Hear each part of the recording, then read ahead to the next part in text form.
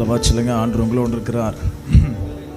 நீங்கள் நினைத்திராத, நீங்கள் ஜெபித்திராத, நீங்கள் ஆசை கூட பட்டிராத பெரிய அற்புதங்கள் உங்கள் வாழ்விலே நிச்சயம் நடக்கும். நீங்கள் நல்லா இருப்பீங்க, சுகமாக இருப்பீங்க, ஆசீர்வாதமாக இருப்பீங்க, சந்தோஷமாக இருப்பீங்க, செழிப்பாக இருப்பீங்க. அதையே முறைச்சிட்டு சொல்லுதீங்க நீங்கள் நல்லா இருப்பீங்க அப்படின்னு. ஒருவேளை பக்கத்தில் இருக்கவங்க நல்லா இருக்கிறது உங்களுக்கு பிடிக்கலையான்னு தெரியலை. ரலையிலையா சொல்லலாமா?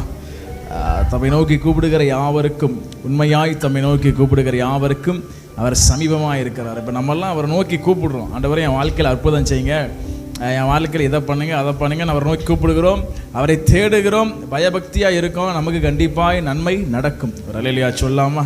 எல்லோரும் சேர்ந்து ஒரு வசனத்தை வாசிக்கலாம். எபிரெயர் 12ஆம் அதிகாரம் 2-3 எல்லோரும் எடுத்துக்கொள்ளுங்க. எல்லோரும் சேர்ந்து வாசிக்க போகிறோம். முதல்ல எடுத்தவங்க பக்கம் என்ன சொல்லுங்கள்? புதிய ஏற்பாட்டில் 312ஆம் அதிகாரம் 309. எபிரெயர் 12ஆம் அதிகாரம் 3-4 எல்லோரும் சேர்ந்து வாசிக்க போகிறோம். 2-3 எபிரெயர் 12ஆம் அதிகாரம் 2ஆம் வசனம் 3ஆம் வசனம்.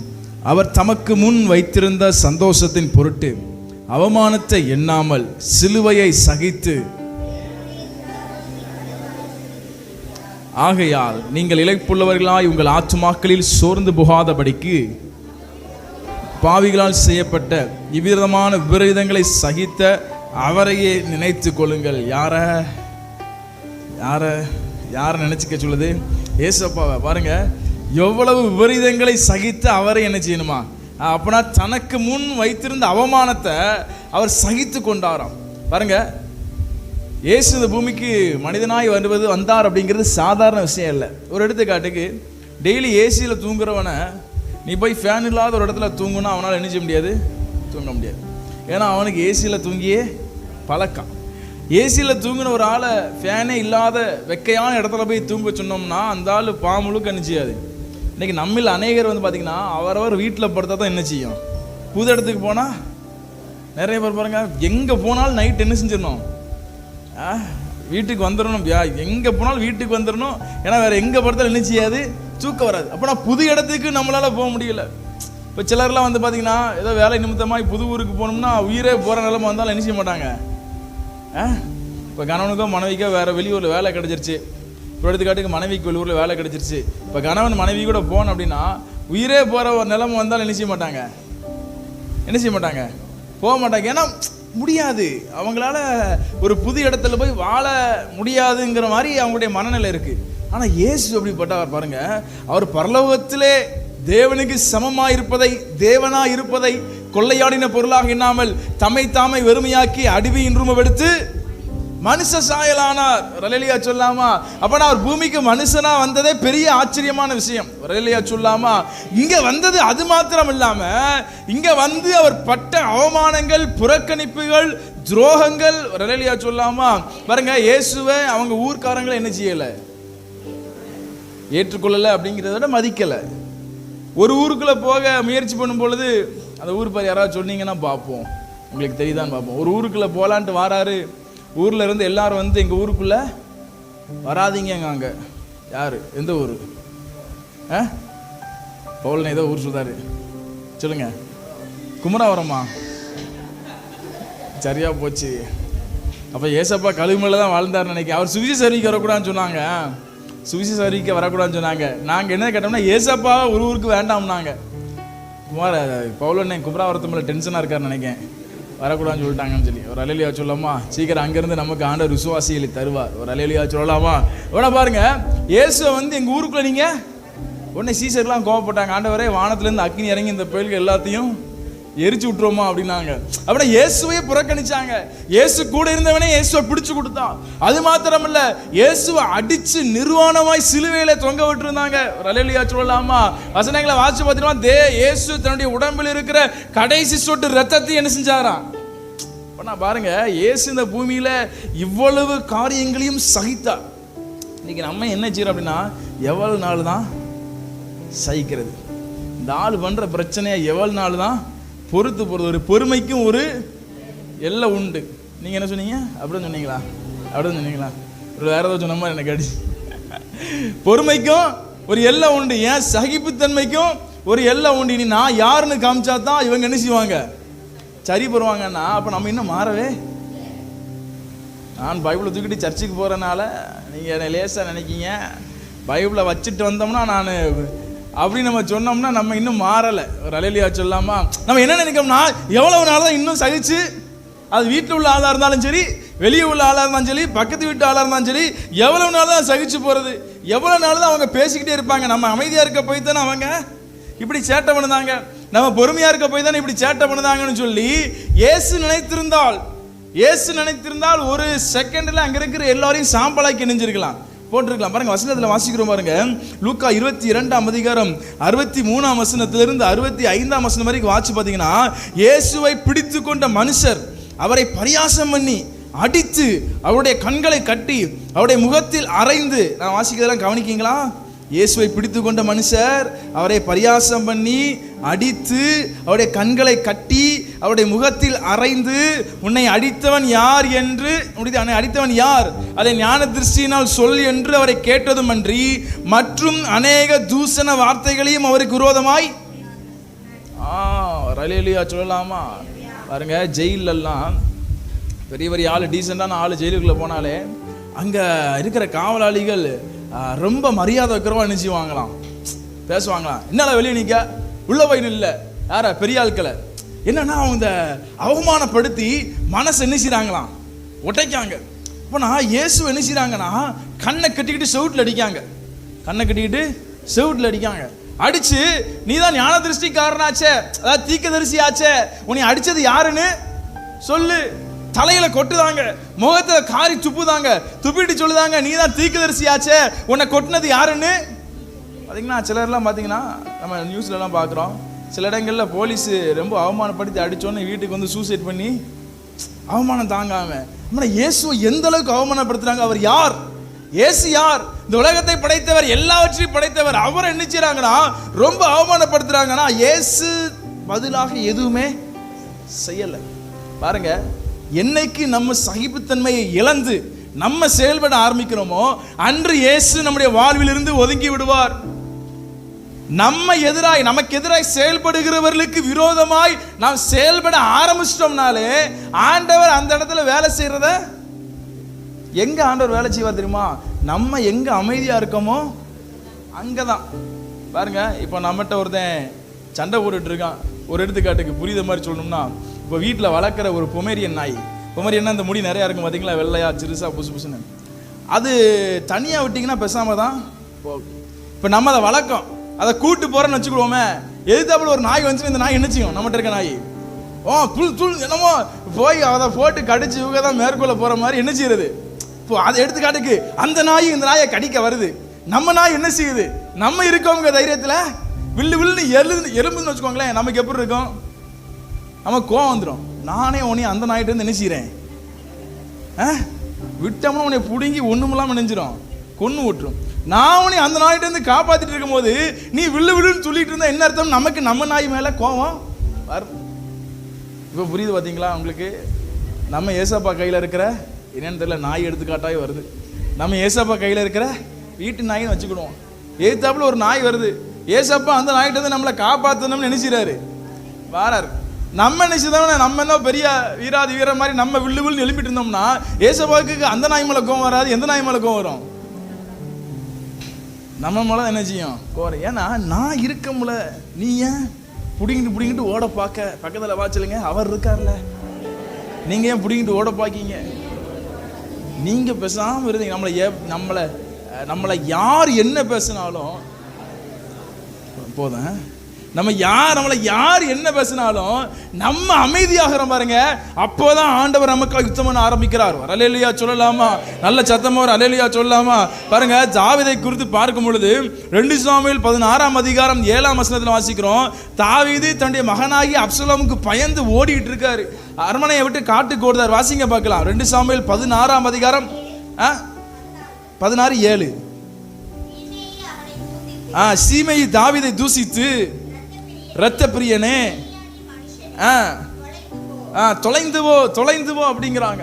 உடனே தாவீது கூட இருந்தவங்கெல்லாம் பார்த்தீங்கன்னா பராக்கிரமசாலிகள், யோவாபு, அவன் சகோதரன் அபிஷாய், இவங்கெல்லாம் இருக்காங்க. உடனே அபிஷாய் சொல்றான், அந்த அவனை ஒரு வெட்டா என்ன செய்யட்டுமா, அவன் தலையை நான் வாங்கி போடட்டுமா அப்படின்னு. என்ன அர்த்தம்னா, நான் அவனை போய் கொலை செய்யட்டுமா? அவன் ஒரு ஆளு, ராஜாவாகிய உண்மை என்ன செய்யறான், அஞ்சிட்டு கிடக்கான். உடனே தாவீது என்ன சொல்றா தெரியுமா? 12ஆம் வசனத்தை வாசிங்க.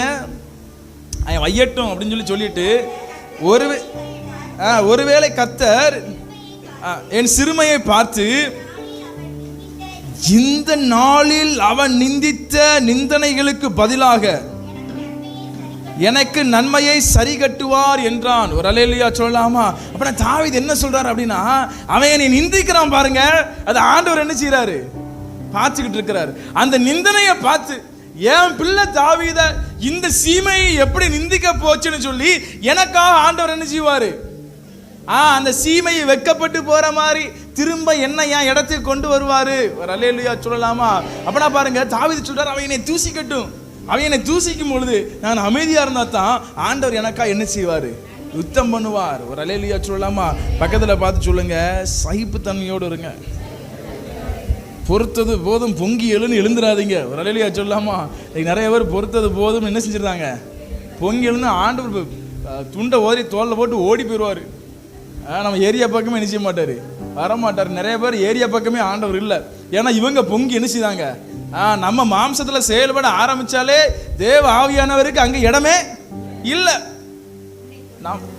ஆமா பாருங்க, நம்ம எவ்வளவு அமைதியா இருக்கோமோ அவ்வளவு தேவன் கிரியை செய்ய ஆரம்பிப்பார். நம்மளை பார்த்து சிலர் சொல்லலாம், ஒண்ணுக்காதவன், எவ்வளவு யார் என்ன செஞ்சாலும் பேசாம இருக்கான். அதான் ஆண்டவர் சொன்னா, உன்னை ஒருத்தன் ஒரு கணத்துல அரைஞ்சா நீ என்ன செய்ய, உன்னை ஒருத்தன் 1 மைல் தூரம் கூப்பிட்டோம்னா அவன் கூட எவ்வளவு தூரம் நடந்து போ? 2 மைலா 2 மைலா 7 மைலா 7 மைலா? சரி, ஒவ்வொருத்தரும் ஒவ்வொரு மைல் நடங்க, ஒன்றும் பிரச்சனை இல்லை. 6 வருஷம்னா ஒருத்தவனை கூப்பிட்டாமனா, வருந்தி கூப்பிட்டாமனா அவன் கூட என்ன செய்ய போ, ஒருத்தன் தப்பு பண்ணாமனா மன்னிச்சிரு. அப்பனா ஆண்டவர் வெளிப்படுத்துகிற ஒரு முக்கியமான கருத்து என்னன்னா, பொறுத்து போ, சகித்து போ, மன்னிச்சு போ, நான் உனக்காக என்ன செய்வேன், யுத்தம் பண்ணுவேன். ஒரு அல்லேலூயா சொல்லாமா? பாருங்க, சில நேரங்களிலே அதிகமாய் அவமானப்படுத்தப்பட்டு கொண்டிருக்கலாம், சில இடங்களிலே அதிகமாய் புறக்கணிக்கப்பட்டு கொண்டிருக்கலாம். சில நேரங்களில் மனிதர்கள் நம்மளை ஒரு பொருட்டாவே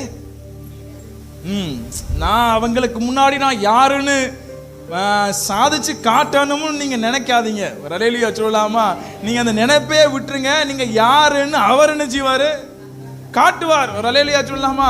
நீங்க நம்ம என்ன செய்யறோம்னா, கோபத்துல நான் யார் நினைச்சுறேன் காட்டுறேன், என்னை இவ்வளவு இகழ்ந்து பேசுறீங்களா, அவமானப்படுத்துறீங்களா, நான் இல்லைன்னா எப்படி இருக்கும்னு நினைச்சுறேன்.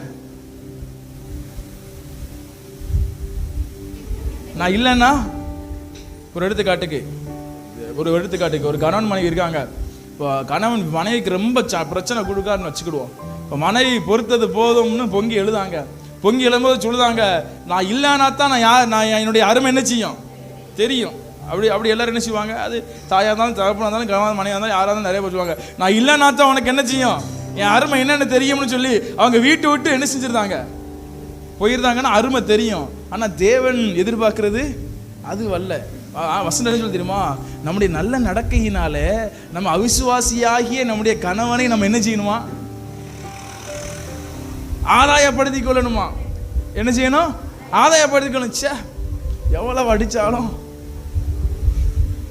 எவ்வளவு பேசினாலும் ரொம்ப சிரிக்கீங்க, எவ்வளவு அடிச்சாலும் வாங்குறாங்க, எவ்வளவு பேசினாலும் பொறுத்து போறாங்க.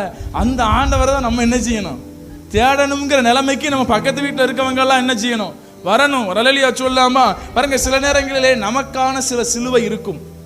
பாருங்க, ஆண்டவர் சிலுவை சுமந்த மாதிரி சில நேரங்கள் நம்ம சில அவமானங்களை, சில மனிதர்களுடைய தூசணைகளை, சில கஷ்டங்களின் வழியாய் நாம் போக வேண்டிய காலம் என்ன செய்யலாம் ஏற்படலாம். நம்ம பாட்டு படிக்கிறோம் பாருங்க, மனிதரின் தூசணையில் மனமடி அடைவதில்லை, நீரந்தன் பக்கம் உண்டு, தோல்விகள் எனக்கு இல்லை, நாவுகள் எனக்கு எதிராய் சாட்சிகள் சொன்னாலும் வாதாட நீர் உண்டு, ஒருபோதும் கலக்கம் இல்லை, நாவுகள் எனக்கு எதிராய் சாட்சிகள் சொன்னாலும் வாதாட நீர் உண்டு, ஒருபோதும் கலக்கம் இல்லை. அல்லேலூயா சொல்லலாமா? பாருங்க, நமக்காய் வாதாட அவர் இருக்கிறார், நமக்காய் யுத்தம் பண்ண அவர் இருக்கிறார். நம்மிடத்தில் அவர் எதிர்பார்க்கிறது பொறுமையாய் சகிப்புத்தன்மையோடு கூட நாம் இருக்க வேண்டும். வரலையா சொல்லாமா? பக்கத்தில் பார்த்து சொல்லுங்க, போதும்னு விட்டுறாதீங்க. போதும்னு உங்கள் சகிப்புத்தன்மையை விட்டுறாதீங்க. ஒரு அலையிலையா சொல்லாமல் இன்னும் கொஞ்சம் பொறுத்து போங்க. சொல்லுங்க, இன்னும் கொஞ்சம் சகிச்சு போங்க. உங்களுக்கு கொடுக்கப்பட்டது சிலுவை மாதிரி இருக்கலாம், பாரமா இருக்கலாம், கஷ்டமா இருக்கலாம், பரவாயில்லை. தேவன் ஒருவேளை இதை எனக்கு அனுமதித்து இருக்கிறாம்னு சொல்லி கொஞ்சம் சகிப்புத்தன்மையோடு கூட இருங்க. தேவன் நமக்காக யுத்தம் பண்ணி பெரிய காரியங்களை காண செய்வார். வரலையா சொல்லாமா? பாருங்க, எப்பவுமே நம்முடைய மனசுல சகிப்புத்தன்மையோடு கூட இருக்கிறதுக்கு நமக்கு ஒரு காரியம் வேணும். என்ன தெரியுமா? யாரெல்லாம் நமக்கு எதிராக செயல்படுறாங்களோ அவங்களுக்கெல்லாம் அறிவு இல்லைன்னு நினச்சிக்கிடணும். யாரெல்லாம் மகேந்திர ஒரு எடுத்துக்காட்டுக்கு மகேந்திர இருக்கான். இப்போ அவனுக்கு எதிராக ஒருத்தர் செயல்பட்டுக்கிட்டே இருக்காங்கன்னா அவன் என்ன நினைக்கிறோம்னா, பாவம் அவங்களுக்கு அறிவு இல்லை, தெரியாமல் நினைச்சிக்கிறாங்க. தெரியாமல் ஆண்டவர் என்ன சொன்னார்னா, தாங்கள் செய்வது பிதாவே இவர்களை மன்னியும். இவங்க என்ன செய்கிறோம்னு தெரியாமல் செய்கிறாங்க ஆண்டவரே, நான் யாருன்னு இவங்களுக்கு தெரியலை. நான் யாருன்னு தெரிஞ்சு அப்படி என்ன செய்ய மாட்டாங்க, பண்ண மாட்டாங்க. ஏதோ ஒரு அறியாமையினால இவங்க செஞ்சுக்கிட்டு இருக்காங்க.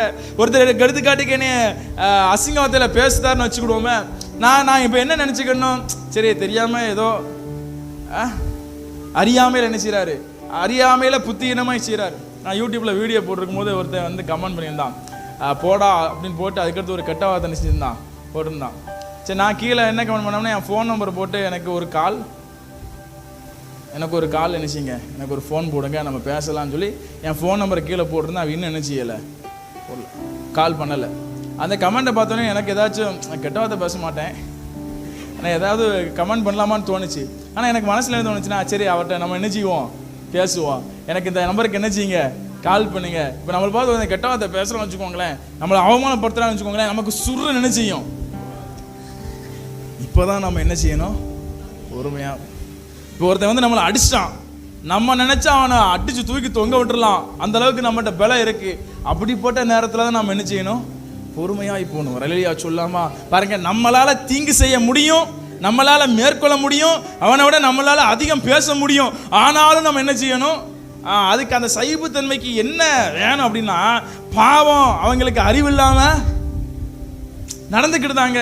அவங்களுக்கு அறிவு இருந்தால் இப்படி என்ன செய்ய மாட்டாங்க. பாவம் அவர் ஏதோ ஒரு பிரச்சனை, சில நேரங்கள் நம்மகிட்ட வந்து யாராச்சும் கோவப்பட்டாங்க, நம்ம என்ன நினச்சிக்கணும்னா, பாவம் அவருக்கு வீட்டில் ஏதோ எங்கே கோவத்தை காட்டான்னு தெரியாமல் சிலர் பார்த்தீங்கன்னா வண்டியில் வேகமாக போய்கிட்டு இருப்பாங்க.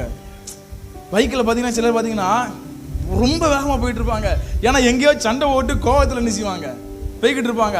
அப்போ எவனாச்சும் குறுக்க வந்துட்டோம்னா அணிச்சுவாங்க, அசிங்கசியமாக அணிச்சுவாங்க ஐவாங்க. ஏன்னா வேற ஏதோ மனசில் வேற ஏதோ பிரச்சனை. இன்னைக்கு நம்மகிட்ட யாராவது சண்டை போட்டாங்கன்னா பாவம் அவருக்கு வேற ஏதோ பிரச்சனை. அதே நேரத்தில் நமக்கு ஒருத்தர் ஆலோசனை சொல்றாருன்னா அவரை நம்ம எப்படி எடுத்துக்கிடணும்னா, இவர் நம்மளோட ரொம்ப ரொம்ப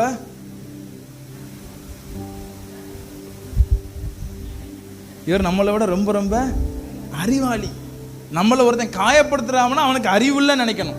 நமக்கு ஒருத்தன் ஆலோசனை சொல்றாமனா அவனை என்னவா நினைக்கணும், அறிவாளியா நினைக்கணும். ரலேலியா சொல்லாமா? அது வசனத்தில் வாசிக்கிற பாருங்க, ஆலோசனை இல்லாத இடத்துல ஜனங்கள் சீர்கட்டு போவார்கள். அநேக ஆலோசனைக்காரர் உண்டானால் அங்கே என்ன உண்டாகும், சுகம் உண்டாகும். ஜெயம் உண்டாகுமா சுகம் உண்டாகுமா? எதுனாலும் ரெண்டு. ஒரு அலையிலையா சொல்லலாமா? அப்படியானா பாருங்க, ஆலோசனை சொல்றவங்க இடத்துல அவர்களை புத்திமான்களாகவும், நம்மளை எதிர்க்கிறவர்களிடத்துல அவர்களை புத்தியினர்களாக நம்ம நினைச்சுக்கணும். பாருங்க, 2 கொரிந்தியர் 11ஆம் அதிகாரம் 19ஆம் வசனத்துல வாசிக்கிறோம், நீங்கள் புத்தி உள்ளவர்களாய் இருந்து புத்தி இல்லாதவர்களை சந்தோஷமாய் சகித்திருக்கிறீர்களே. எப்படி? நீங்க புத்தி உள்ளவர்களாய் இருந்து புத்தி இல்லாதவர்களை சந்தோஷமாய் சகித்திருக்கிறீர்களே. ரலேலியா சொல்லலாமா? இன்னும் கூட சத்தமா ரலேலியா சொல்லலாமா? பாருங்க, சின்ன பிள்ளைங்க பேச ஆரம்பிச்சதுன்னா அது கேள்வியா என்ன செய்யும், கேள்வி கேட்டுக்கிட்டே இருக்கும். நம்ம சர்ச்சில் ஒரு சின்ன பையன் அவ மாமாட்ட கேள்வியா என்ன செய்தான், பொம்மை படத்தில் ஒரு டைனோசரை பார்த்துட்டு வந்து, அந்த டைனோசர் எண்ணெயை சாப்பிட்டுருமா, அந்த டைனோசர் ஒன்னையை சாப்பிட்டுருமா, அந்த டைனோசர் இந்த வீட்டை சாப்பிட்டுருமா, இல்லை சாப்பிடாதுன்னு சொன்னால் ஒன்று என்ன செய்தான், ஒரு காக்கா போகுதுன்னா அந்த காக்காவை சாப்பிட்டுருமா, அந்த ஏத்த வீடை சாப்பிட்டுருமா. அப்போனா அவனுக்கு அவனுடைய புத்தியினத்தை இந்த புத்திமான் என்ன செய்யணும், இப்போ என்ன செய்யணும், ஒரு எடுத்துக்காட்டுக்காக சொல்கிறேன், சகிக்கணும். அதுபோல் நமக்கு எதிராக செயல்படுகிறவர்கள், அதாவது இந்த வசனம் சொல்லுது, நீங்கள் புத்தி உள்ளவர்களாக இருந்து புத்தி இல்லாதவர்களை சகித்திருக்கிறீர்களே. ரலேலியா சொல்லாமா? யார் ஒருத்தர் சகிப்பு தன்மையோடு இருக்காங்களோ அவங்க தான் யாரு, புத்திமான். ஒரு அல்லேலூயா சொல்லுங்க பார்க்கலாம். நல்ல சத்தமா ஒரு அல்லேலூயா சொல்லுங்க பார்க்கலாம். பாருங்க, வேத வசனம் எங்கேயுமே நம்மளை எதிர்த்து பழைய ஏற்பாட்டு காலத்தில் சண்டை போட வேண்டிய காரியங்களை சண்டை போட சொல்லியிருக்கு. ஆனால் புதிய ஏற்பாட்டு காலத்தில் மாம்சத்தில் எதிர்த்து பேசவோ மாம்சத்தில் எதிர்த்து போராடவோ வசனம் எங்கேயுமே என்ன செய்யலை, சொல்லலை. வசனம் இன்னும் கூட ஒரு படி மேலே போய் என்ன சொல்லுது தெரியுமா? 1 கொரிந்தியர் 6ஆம் அதிகாரம் 7ஆம் வசனத்தில் வாசிக்கிறோம். ஒருத்தர் வாசிங்க பார்க்கலாம். 1 கொரிந்தியர் 6ஆம் அதிகாரம் 7ஆம் வசனம். நீங்கள் ஒருவரோடு ஒருவர் வழக்காடுகிறது எவ்விதத்திலும் குற்றமாக இருக்கிறது. அப்படி செய்கிறதை விட நீங்கள் ஏன் அநியாயத்தை சகித்துக் கொள்ளுகிறதில்லை, ஏன் நஷ்டத்தை பொறுத்துக் கொள்ளுகிறதில்லை? வசனம் என்ன சொல்லுதுன்னா, ஒருத்தன் கூட வாக்குவாதம் பண்ணி நம்ம காரியத்தை செய்யறதை விட அவனால் செய்யப்பட்ட அநியாயத்தை என்ன செஞ்சுக்கோங்க, சகிச்சுக்கோங்க. ஒரு எடுத்துக்காட்டுக்கு, இப்போ மகேந்திரன் என்கிட்ட 5000 ரூபா வாங்கியிருக்கான். இப்போ வாங்கவே இல்லைன்னு சொல்லுதான். 5000 ரூபா வாங்கி அடுத்த மாதம் தாரேன் இருக்கான். இப்போ என்ன சொல்லுதாம்னா, நான் அவன்கிட்ட 5000 ரூபா வாங்கவே இல்லைன்னு சொல்லுதான். இல்லை 5000 ரூபாயை கொடுத்துட்டேன்னு என்ன செய்யுதான் சொல்லுதான். ஆனால் இன்னும் என்ன செய்யலை, கொடுக்கல. இப்போ நான் என்ன செய்யுதேன், 4 பேரை பஞ்சாயத்துக்கு கூப்பிட்டு அவன் 5000 ரூபாய் என்ன செய்யலை, கொடுக்கல. பாருங்க, அனுப்பியிருக்கேன், கொடுக்கல, தரலைன்னு சொல்லி நான் வழக்காடுதேன்னா இதுவே ஆண்டவர் என்ன செய்யலையா? இது நியாயமான விஷயம்தான். ஆனால் இதை கூட ஆண்டவர் என்ன செய்யலை, விரும்பலை. வசனத்தில் வாசிக்கிறோம், நீங்கள் அதுக்கு பதிலாக அநியாயத்தை சகித்துக்கோங்க, நஷ்டத்தை என்ன செஞ்சுக்கோங்க, பொறுத்துக்கோங்க. பக்கத்தில் பார்த்து சொல்லுங்க, உங்களுக்கு அநியாயம் பண்ணவங்களை சகிச்சுக்கோங்க, நஷ்டப்படுத்தினவங்களை பொறுத்துக்கோங்க. ரூபாயை வாங்கிட்டு தரலைன்னா வச்சுட்டு போட்டோம். ஒரு அல்லேலூயா சொல்லாமா? நம்ம இழந்தோம்னா அதை விட பல மடங்கு தேவன் நமக்கு என்ன செய்வார், தருவார். ஒருத்தர் நம்மளை ஏமாத்திட்டோம்னா அவன் நம்மளை ஏமாத்தலை, யாரை ஏமாத்திட்டான்? பக்கத்தில் பார்த்து சொல்லுங்க, உங்களை ஏமாத்திட்டான்னா உங்களை ஏமாத்தலை, ஏசப்பாவை ஏமாத்திட்டான். உங்களை ஒருத்தன் அவமானப்படுத்துறான்னா உங்களை அவமானப்படுத்தலை, ஏசப்பாவை அவமானப்படுத்துறான். ஒருத்தன் உங்களை கீழ்த்தரமாக பேசுதாம்னா உங்களை பேசலை, அவரை பேசுதான். அவருக்கே கவலை இல்லைன்னா நமக்கு என்ன? ஒரு அல்லேலூயா சொல்லலாமா? இப்போ அவர் தான் இறங்கி வந்து என்ன செய்யணும், வேலை செய்யணும். நான் அதான் ஆரம்பத்தில் சொன்னேன், நம்ம பேசாமல் இருந்தால் தான் அவர் என்ன செய்வார், வேலை செய்வார். ஒரு அல்லேலூயா சொல்லாமா? இன்னொரு வசனத்தை கூட வாசிக்கலாம் பாருங்க. 1 பேதுரு 2ஆம் அதிகாரம் 19ஆம் வசனத்தை வாசிங்க. 1 பேதுரு 2:19. ஏனெனில் தேவன் மேல் பற்றுதலாய் இருக்கிற மனசாட்சி நிமித்தம் ஒருவன் அநியாயமாய் பாடுபட்டு உபத்திரவங்களை பொறுமையாய் சகித்தால் அதுவே பிரதியாய் இருக்கும். வசனம் என்ன சொல்ல பாருங்க, தேவன் மேல் பற்றுதலாய் இருக்கிற மனசாட்சி நிமித்தம். இப்ப நம்ம மனசாட்சியெல்லாம் எப்படிப்பட்ட மனசாட்சி? நம்ம மனசாட்சியில் எப்படிப்பட்ட மனசாட்சினா, தேவன் மேல், அதான் இந்த வசனம் சொல்லுது, தேவன் மேல் பற்றுதலா இருக்கிற மனசாட்சி. அப்ப நான் ஆண்டவர் மேல பற்றுதலா இருக்கிற மனசாட்சி அப்படின்னா, ஒரு கெட்ட வார்த்தை பேச வேண்டிய சூழல் வரும்போது நம்ம மனசாட்சி சொல்ல என்ன செய்யக்கூடாது, பேசக்கூடாது.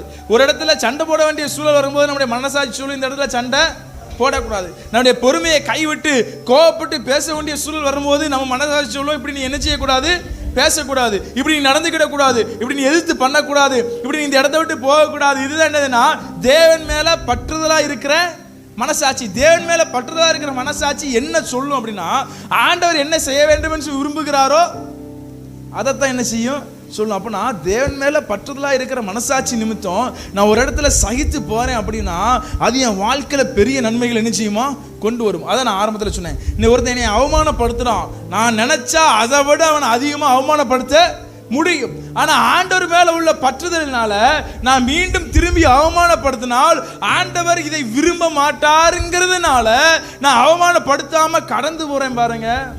அதுதான் எனக்கு பெரிய நன்மை. நான் பேசுறது யாருக்காச்சும் புரியுதா? புரியுதுன்னு சொல்லுறவங்ககிட்டலாம் கேட்க போறேன். நான் பேசுறது யாருக்கெல்லாம் புரியுது? இப்போ கொஞ்சம் கை இறங்கிருச்சு, மண்டை மட்டும் ஆடுது. சகித்து போகணும், பொறுத்து போகணும்.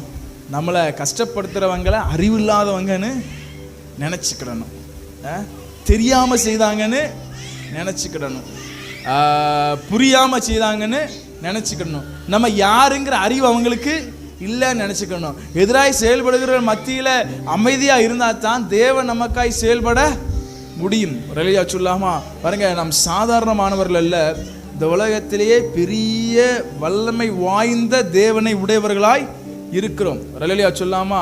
பாருங்க, ஒருத்தனுக்குள்ள பிசாசு வந்துருச்சுனாலே சுத்தி இருக்கிற எல்லாரும் என்ன செய்தாங்க? பயப்படுவாங்க. ஒருத்தனுக்குள்ள பிசாசு வந்தாலே அது சேர் இருக்கிறலாம் உடைச்சு பயங்கர அலப்பறை பண்ணுது. ஆஃப்டர் ஆல் ஒரு பிசாசு. அதான் பார்த்தீங்கன்னா லேகியோன் பிசாசு பிடிச்சவனை பார்த்தீங்கன்னா கெட்டி வச்சாலும் என்ன செய்ய முடியலையா? ஆமாம், அறுத்து பயங்கர அலப்பறை. ஒரு ஆஃப்டர் ஆல் ஒரு சாதாரண பிசாசை இவ்வளவு காரியத்தை பண்ண முடியும்னா நம்முடைய ஆண்டவரால் அதை விட லட்சம் மடங்கு கோடி மடங்கு கோடான கோடி மடங்கு அதிகமாய் வல்லமை உடையவர். அவரால் செய்ய முடியாத காரியம் எதுவுமே இல்லை. பாருங்க, என் கூட ஆண்டவர் இருக்கிறார். எனக்கு நடக்கிறவைகளை எல்லாம் அவர் கவனித்து கொண்டிருக்கிறார். எனக்கு நடக்கிறவைகளை எல்லாம் அவர் பார்த்து கொண்டிருக்கிறார். ஆண்டவரே, இந்த கஷ்டங்கள் வழியாக போய் கொண்டிருக்கிறேன், இதை நீங்க பார்த்துக்கிட்டு இருக்கீங்கிற அறிவு நமக்கு இருந்தாலே நம்ம ரொம்ப பொறுமையா இருப்போம். ஒரு அல்லேலூயா சொல்லாமா?